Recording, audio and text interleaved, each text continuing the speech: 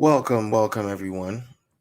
Welcome everyone to another Earth2 reviews. This is your boy Mo Crosby, and today, as you can tell by the trailer, I am going to be reviewing the movie Judas and the Black Messiah. I'm going to be taking a look at it. I'm going to be discussing it. I'm going to be doing a short. It's going to be spoiler heavy, so if you haven't seen it, you can stop right now and you can watch it, and then come back and watch my review and my takeaway of this movie. All right, without further ado, let's get into it.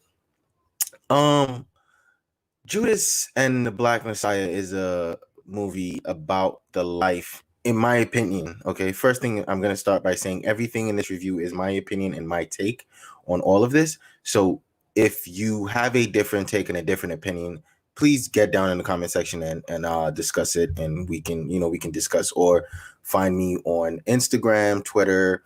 On Instagram and Twitter. Mo Crosby is the @name on Instagram and on Twitter. All right. Like I was saying at first, again, this is heavy spoilers, so I will be getting into like a lot of spoilers. Also, this won't be long, so don't worry. You're not gonna have to watch like this for like forever.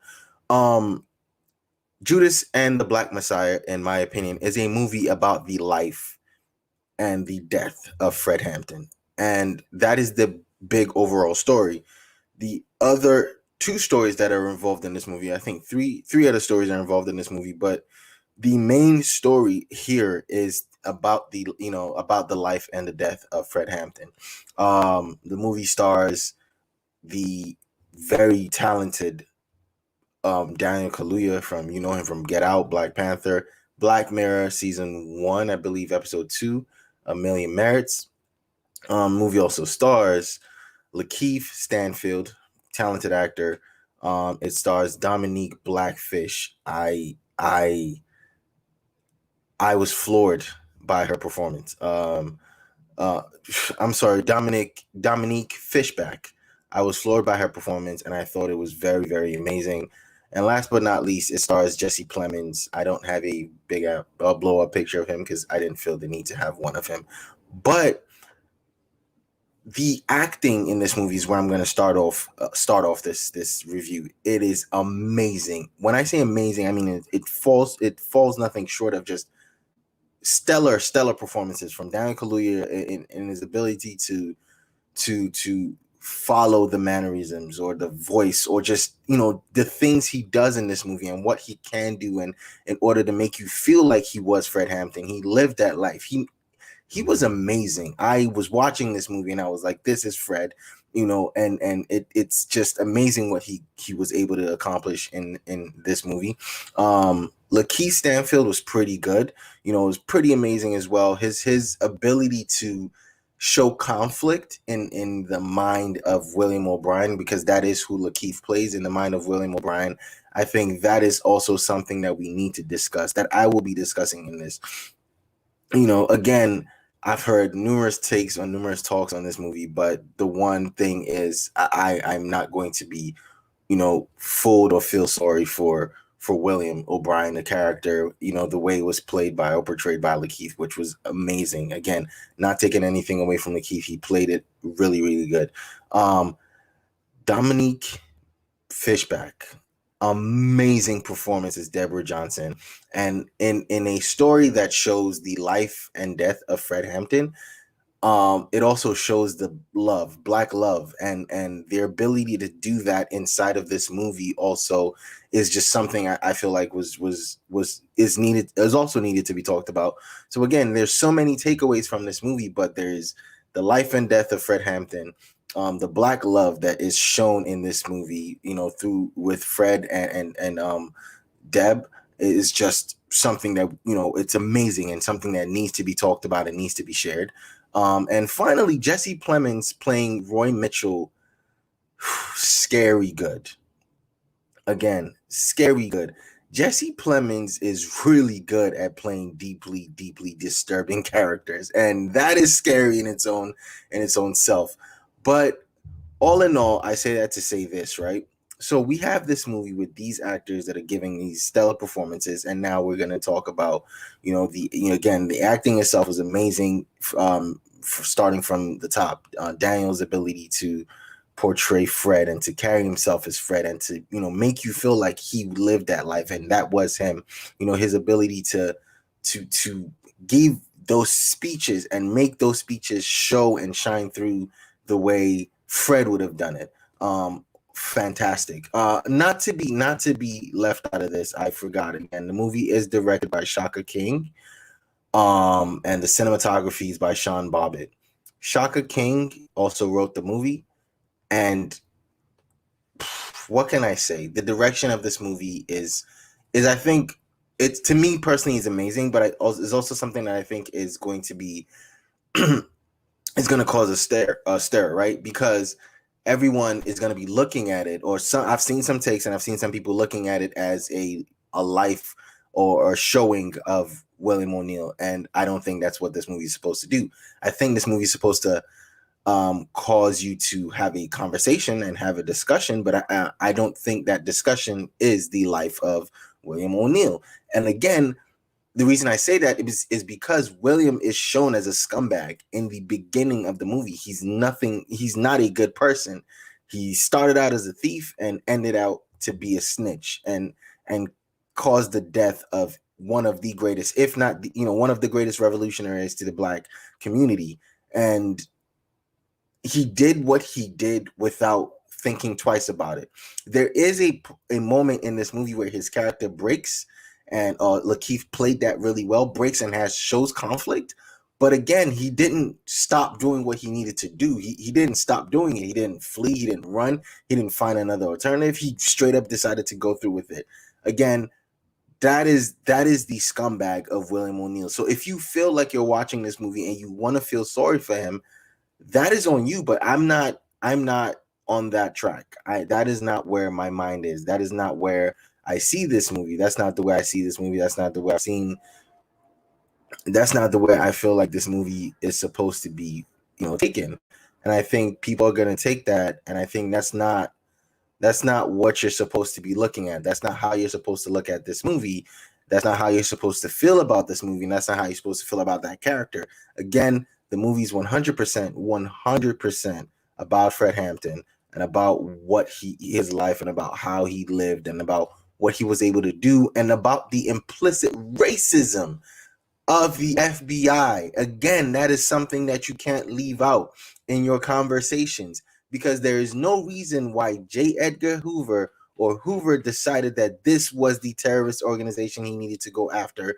There was no reason why he decided the Black Panther Party and not the KKK is what he needed to go after if it wasn't for racism.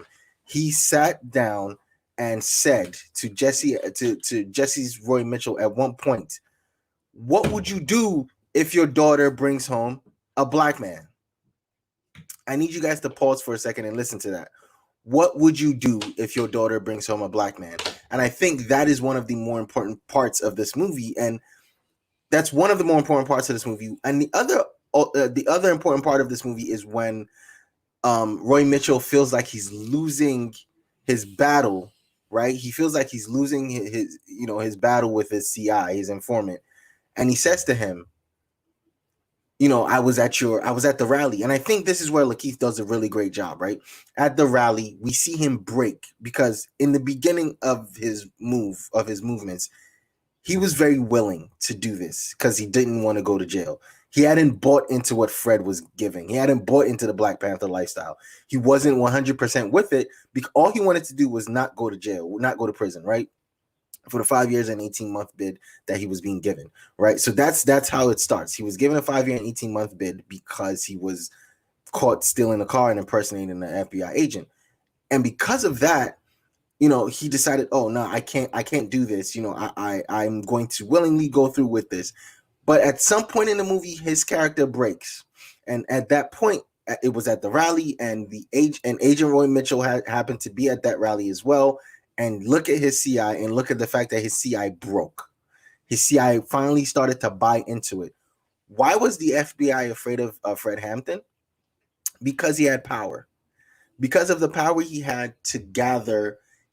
Listen, this movie is so good, right? And it shows you the power of Fred Hampton, which again is the biggest part of this movie. But I feel like I have to talk about William O'Brien a little bit because of the conversation on the internet and the conversation certain people are having, because that is the wrong conversation. I just wanted to talk about that to clear that up, because again, ultimately, this movie is about the power of Fred Hampton and how terrified he had the U.S. government, how terrified he had the FBI, so much so that they called him a terrorist, they labeled him a terrorist, they did whatever they had to do to get him out the way. Now that is what this movie is about. Not about William O'Brien. It's about his betrayal, yes, because again, Judas is William O'Brien. So it's about his betrayal, but is it 100% about William? No, it's not about William.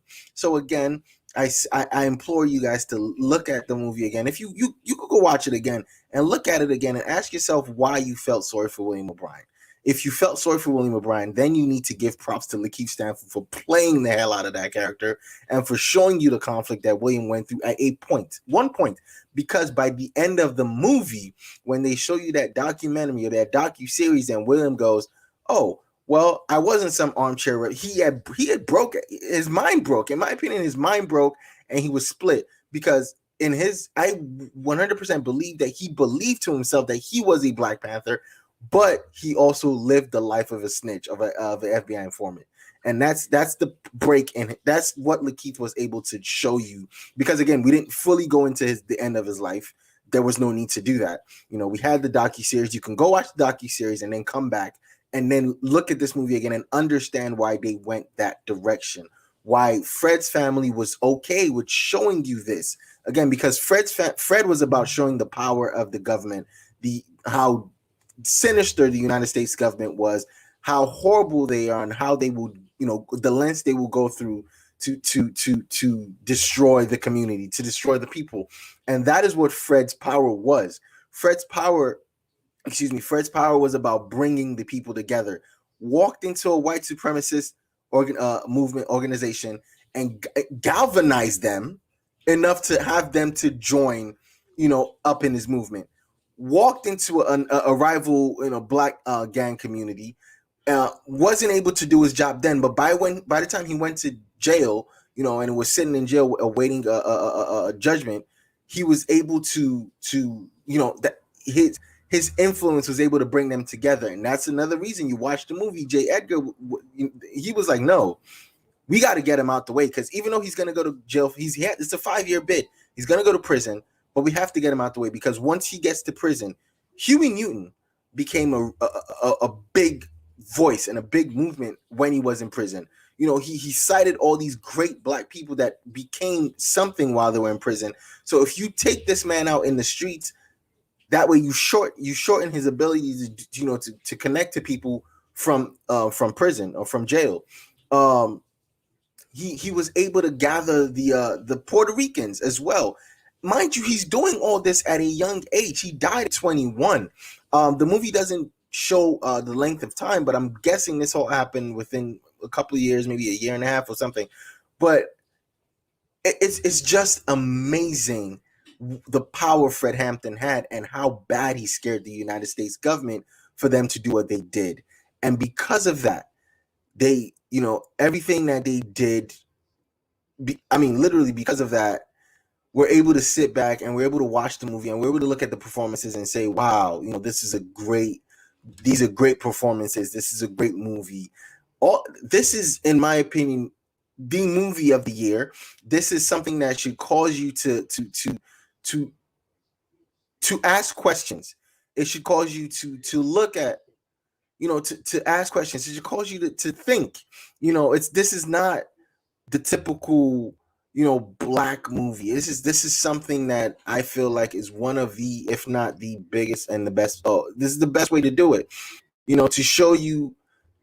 Again, it shows you the implicit racism of the United States government. It shows you the implicit racism of the FBI, against the Black Panther Party.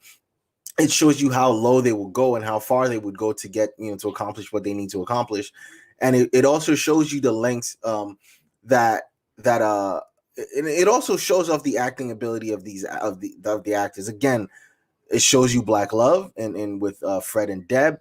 The music is amazing. The scoring is amazing. I believe this is one of, again, I said, this should win. This should easily fit rock off at the Golden Globes. This should easily be able to take off at the Golden Globes. And what else? What else do I got? I think this is as much as I wanted to get out for the review. I'm probably gonna do a sit down with some of the other guys, and then we'll talk about this and probably do a bigger, more retrospective review later on. I just wanted to give some thoughts after like my second and third watch of the movie when I fully understood what they were going for. Well, again, this has been your boy Mo Crosby doing a review.